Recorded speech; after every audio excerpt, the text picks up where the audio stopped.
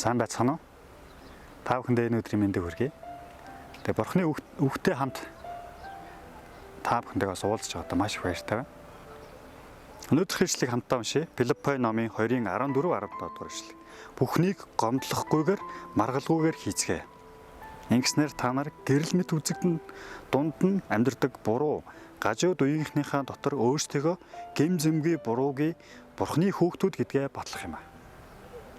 Тэгээ Бурхны хүүхдүүд гэдэг бид хүн батлахын тулд бие биедээ гомдлохгүйгээр, бие биедээ уурлахгүйгээр бие биедэгээ бас харьцах ёстой байна гэж энэ ишлэлээр заасан байна.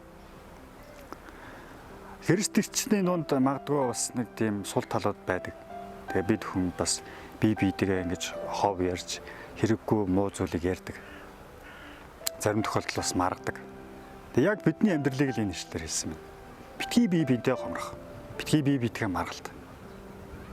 Ингэж чадвал бид хүн яг энэ үедээ гэрлэн байж Бурхны хүүхдүүд гэж нэрлэгдэх юм аа гэж Бурхан хэлсэн байна.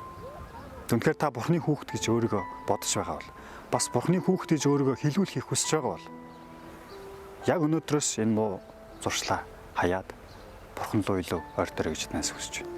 Бурхан та бүхнийг бий болтугай.